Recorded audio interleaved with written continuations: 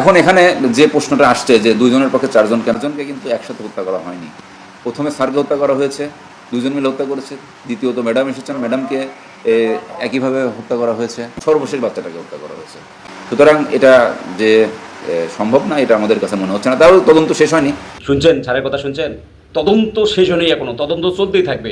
তদন্তের এখানে কেটে আছে, আপনারা বলছেন না, আপনারা স্টেটমেন্ট দিচ্ছেন না, প্রেস ব্রিফিং করছেন না, কীভাবে কী করা হয়েছে গণপতি স্যার, তার ওয়াইফ, তার দুই বাচ্চাকে কীভাবে কী করা হয়েছে, এই দুজন লোক মানে দুজন যে সিদ্ধার্থ আর মুগ্ধ কীভাবে কী করছে, এটা তো আপনারা স্টেটমেন্ট দিয়ে দিয়েছেন। এখানে তদন্ত কেটে আছে আবার, বুঝলাম না, দিচ্ছেন না স্টেটমেন্ট? হ্যাঁ, পাশের বেড়ে দুজন ছেলেকে ধরে আয় না ভিকটিম বানিয়ে আপনারা যে স্টেটমেন্ট দিলেন, হ্যাঁ, এটা কি তাহলে মিথ্যা? হ্যাঁ, দিচ্ছেন না স্টেটমেন্ট যে কীভাবে কী কাজ করছে, খেজুর খাইছে, আবার শশা খাইছে, আবার অনেক কিছু খাইছে, খেয়ে দিয়ে এই কাজগুলো করছে? হ্যাঁ, দিচ্ছেন না?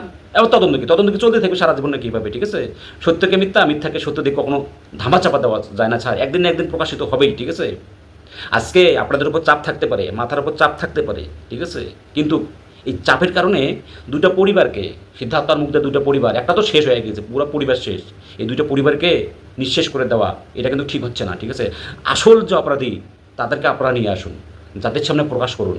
অবশ্যই আপনারা জানেন আসল অপরাধী কে, কিন্তু এই দুটো পরিবারে দুটো ছেলেকে, একজন গাঁজারু, একজন ঈশ্বরী, একজন বানিয়ে মিথ্যা উপস্থাপন করা, জনগণের সামনে তুলে ধরা, এগুলো আর মানুষ খায় না, মানুষ আর পছন্দ করে না।